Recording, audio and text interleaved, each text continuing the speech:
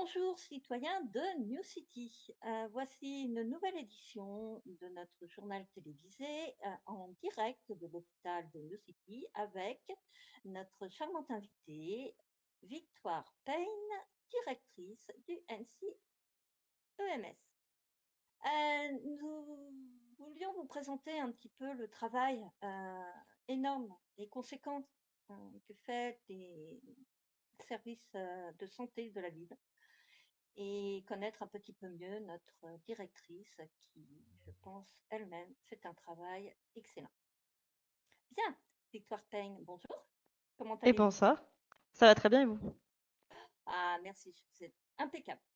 Euh, je voulais savoir déjà, dans un premier temps, pour mieux vous connaître, euh, qu'est-ce qui vous a amené à faire ce magnifique métier? Eh bien, j'avais le désir de pouvoir contribuer aux citoyens, de pouvoir donner un peu de moi-même pour aider la population de la ville. Et du coup, tout naturellement, étant toujours été attirée par le métier médical, je me suis dirigée vers le service de santé. D'accord. Est-ce que vous avez fait, enfin, je suppose que vous avez fait de longues études, mais vous avez fait une spécialité médicale durant vos études? J'avoue que j'étais plutôt un peu touche à tout, même actuellement, hein. Du coup, je suis en spécialité, on va dire principale, gynécologue. Gynécologue D'accord. et pédiatrie aussi, je me suis spécialisée là-dedans. Mais voilà, de par mon poste, je suis amenée à faire un peu toutes les spécialités que propose l'hôpital. D'accord. Comment vous envisagez, enfin en tout cas, comment vous arrivez à gérer justement toute cette équipe, les personnes? Est-ce que c'est difficile? Est-ce qu'au contraire, c'est plutôt une équipe soudée, facile à gérer? Bah déjà, je suis pas toute seule. Donc oui, au poste Oui, à direction, je suis effectivement toute seule pour l'instant. Mais j'ai aussi un conseil d'administration, donc avec un chef de service et un DRH.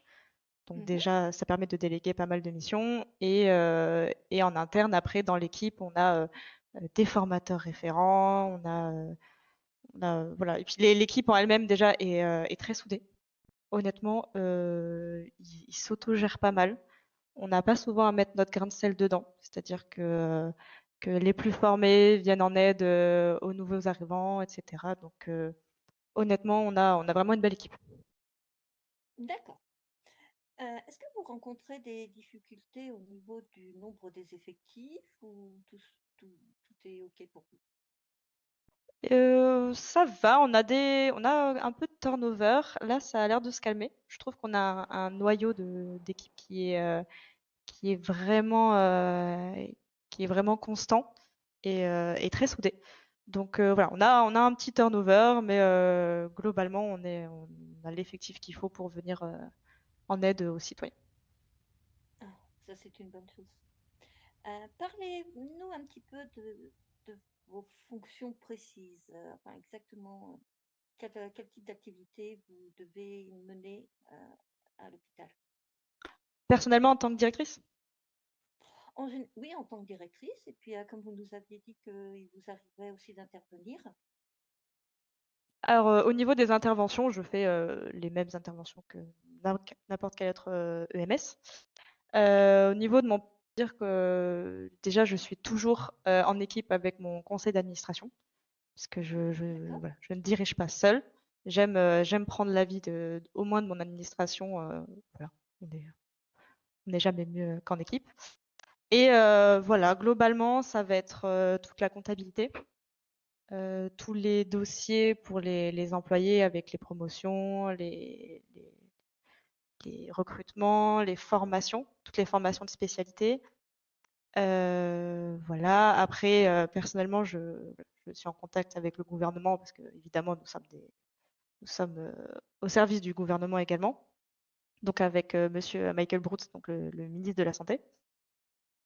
Et, D'accord? euh, et voilà. Donc c'est surtout un travail administratif, donc la gestion de l'équipe, la gestion des ressources, parce qu'il faut bien nourrir tout ce beau monde et leur fournir l'équipement nécessaire pour intervenir au mieux sur le terrain. Donc Et voilà. oui, et oui, tout à fait. Au niveau des équipements d'ailleurs, vous obtenez facilement tout ce dont vous avez besoin? Oui, Honnêtement, on a le NC Export qui nous livre assez rapidement au besoin. On arrive à avoir toujours de la marge pour pas tomber en rupture de quoi que ce soit. Et également pour tout ce qui est, on va dire, ravitaillement, pour nourrir tout le monde, on essaye de travailler au maximum avec toutes les entreprises de la ville. Très bien. Euh, Aimeriez-vous dire vous-même une petite chose à nos spectateurs? Eh bien, déjà, prenez soin de vous, hein, parce que certes, c'est notre travail, mais bon, on vous souhaite quand même la meilleure santé possible.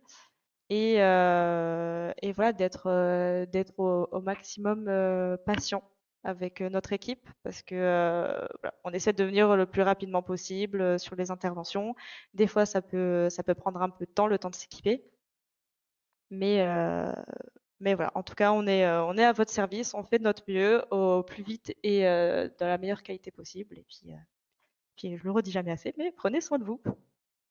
Merci beaucoup. Effectivement, téléspectateurs, chers citoyens, prenez soin de vous pour la simple et bonne raison que ça ne sert à rien de saturer les services de santé.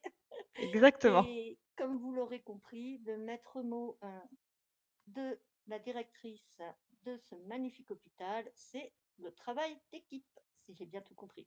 C'est ça. Très bien. Eh bien, Victoire Pen, nous vous remercions beaucoup pour nous avoir accordé ce petit temps vers les différentes salles médicales que vous possédez, par exemple IRM, etc., pour montrer un petit peu la qualité du matériel que vous avez, tout ce que vous pouvez faire. Et puis, si vous le permettez, ensuite, nous pourrons demander, enfin, faire une petite interview euh, de l'un de vos collègues, d'un des médecins également. Oui, il n'y a pas de souci, avec plaisir. C'est gentil.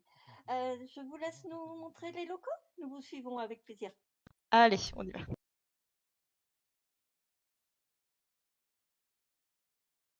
Votre, comment vous voyez votre travail? Est-ce que c'est difficile? Est-ce que je suppose que vous l'aimez de toute façon parce que pour faire un travail pareil, il faut de la Oui, passion. Mais exactement. est-ce que vous rencontrez des difficultés vous-même en tant que médecin? Eh ben, on va dire que chaque jour est un jour différent. On fait plein d'inter variés. C'est Mhm. sûr que quand des fois on arrive sur une intervention d'un accident de la route, c'est pas facile. Mais bon, on est obligé d'intervenir, hein. Mais sinon, ouais, je fais mon travail avec passion. Heureusement que j'ai des collègues avec qui je peux compter. Et je les remercie encore. Et voilà, les EMS à jamais. Ah, très très bien. Merci beaucoup pour votre petite intervention. Avec plaisir, merci à vous. C'est nous qui vous remercions.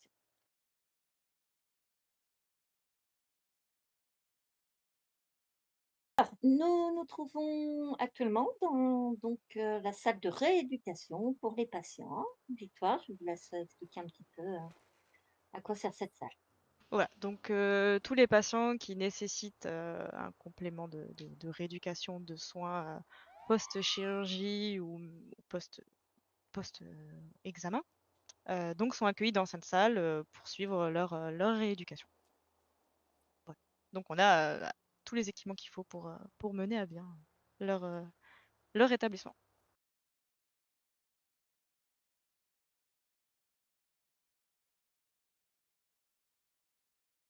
Expliquez-nous où nous nous trouvons. Donc là, vous vous trouvez dans la salle d'IRM. Donc comme les locaux sont tout neufs, on a aussi opté pour un IRM à la pointe de la technologie. Donc toutes les études de tissu mou pour avoir l'imagerie la plus poussée possible, on viendra faire un examen d'IRM. D'accord. Alors, je rappelle, il me semble, hein, que je ne dise pas de bêtises, que lorsque l'on passe une IRM, il faut retirer tout objet métallique bah, pour éviter que l'aimant ne Oui, se mette à faire des folies avec votre corps. c'est ça. Là, tant qu'il est éteint, on risque rien, mais c'est sûr que si on le démarre, il va falloir ouais, enlever voilà, tout objet métallique de risque de se retrouver accroché dessus. Ah, imaginons qu'une personne, enfin, imaginons qu'il reste un morceau de balle ou quelque chose dans le corps d'une personne. Comment ça se passe dans ce cas-là? Vous pouvez faire une IRM ou pas? Non, non, sachant que, voilà, si jamais on est sur un risque de balle dans le corps, on a plutôt à faire, une opération directement en bloc opératoire et faire un IRM par la suite s'il y a besoin d'étudier encore des tissus ou de faire d'autres images. Mais, s'il y a le moindre doute, évidemment qu'on ne prend pas le risque de venir faire un IRM. D'accord. Merci beaucoup.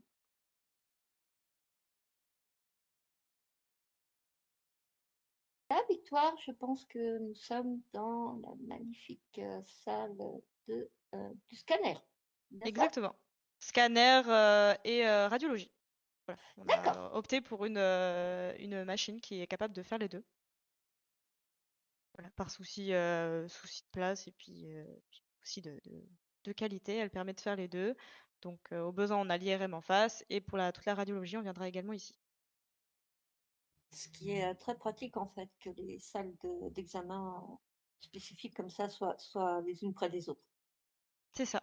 Si jamais, l'imagerie en radio, ne nous suffit pas et qu'on veut aller plus loin, on a accès au scanner, bah, juste en face, quoi. Très bien. Allez. Voilà, juste derrière cette porte, hop, vous trouverez, voilà, la salle de médecine légale de l'hôpital avec notre petite morgue. Voilà. D'accord. Vous vous avez, ça vous arrive, souvent d'utiliser cet espace? Dernièrement, c'est arrivé. Voilà. Sinon, c'est plutôt, comment dire, les autopsies sont plus pour, on va dire, des enquêtes judiciaires. Donc, Oui. voilà. Toutes les morts naturelles ne passent pas forcément par une autopsie. Mais voilà, si nous retrouvons un patient malheureusement décédé sur une intervention, évidemment, nous sommes obligés de passer par cette étape-là. Et ça nous arrive plus souvent qu'on ne le croit. D'accord. Est-ce que comment les agents des forces de l'ordre sont confiés à assister à l'autopsie? Non, non, non, ils peuvent faire une demande du rapport d'autopsie. D'accord? Ça, il y a pas de souci. Mais ils ne sont pas conviés à venir assister à l'autopsie. Voilà, parce qu'on est quand même, pareil, sur une zone assez stérile. Oui. Et voilà, il faut qu'on garde Oui, afin de conserver les preuves intactes. voilà, il faut qu'on Voilà, regarde le tout à corps fait. le plus intègre possible. D'accord.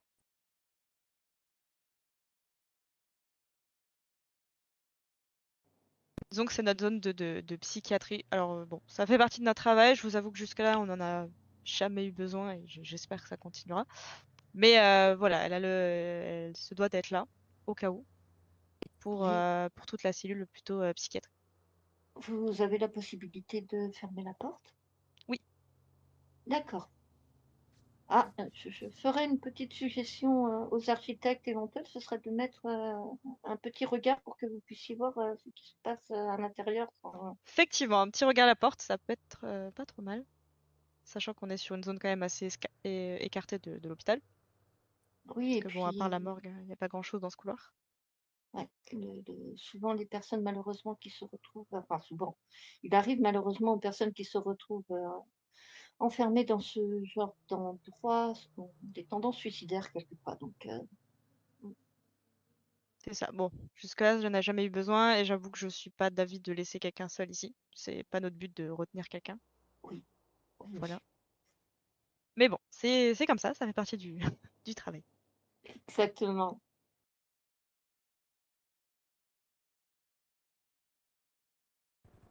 Et du coup, oui, voilà, vous avez notre salle bon, pour les services des dentistes au besoin, donc sur rendez-vous pour les patients qui le souhaitent. D'accord, Voilà. et vous avez donc un chirurgien dentiste et une équipe de dentistes Eh ben, opérationnels? nous sommes en train de travailler justement sur l'ouverture du pôle dentiste, on va dire.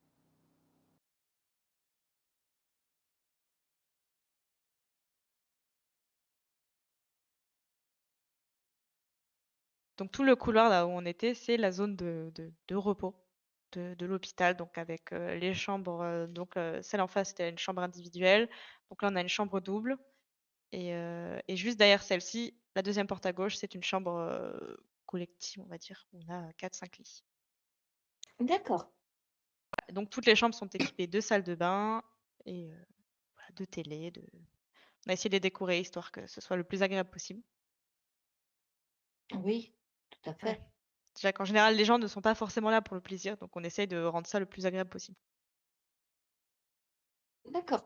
Alors, je vois des petits plateaux repas là. Que pouvez-vous nous dire de la nourriture proposée aux patients? C'est de la nourriture faite à l'hôpital ou c'est un prestataire de service qui s'en occupe? Non, c'est un prestataire de service, c'est-à-dire bah, comme pour nos employés où nous allons piocher et se servir un peu dans toutes les entreprises de la ville, c'est pareil pour nos patients. On essaye de varier du coup justement en diversifiant nos prestataires. Ah, ça c'est très bien parce que ce n'est pas un prestataire public, donc effectivement, ayant goûté beaucoup de plats et beaucoup de choses des restaurants en ville, je pense que les patients doivent être très bien nourris. Voilà, bah, on essaye. Comme pour les équipements, voilà, c'est toujours pareil. On essaye de rendre ça le plus agréable possible. Ah, ça c'est une excellente nouvelle.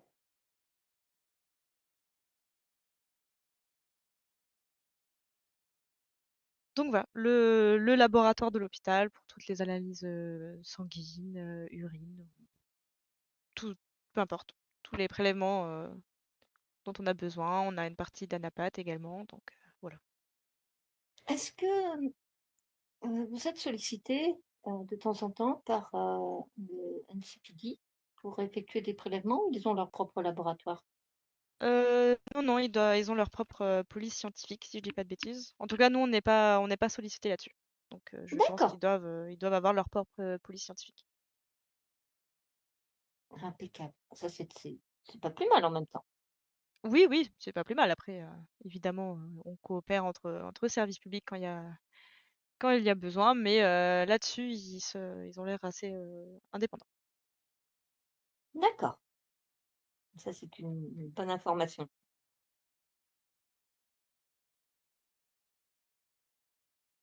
Et voilà, donc on est voilà, sur le toit de l'hôpital où vous avez l'héliport pour toutes les interventions qui sont loin ou dans des zones inatteignables, en tout cas en, en ambulance.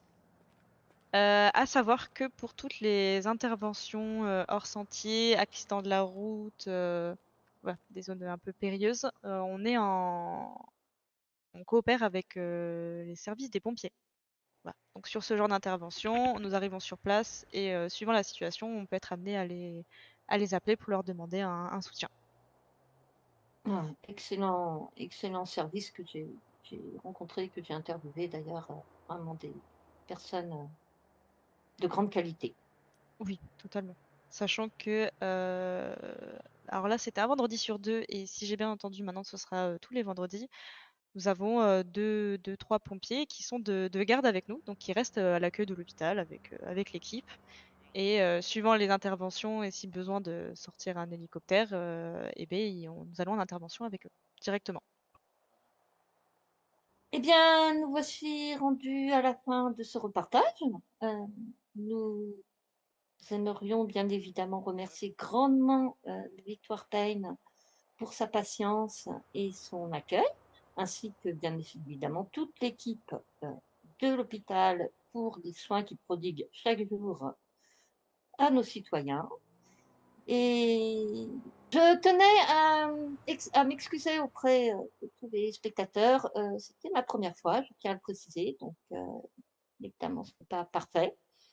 Euh, Par contre, nous remercions également le gouvernement pour toute attention qu'il porte à nos services publics. C'est très très important, nous en avons besoin, c'est vital pour nous tous. Et nous vous souhaitons une excellente soirée et je vous dis à la prochaine sur notre chaîne. C'était le Daily Globe Vision News.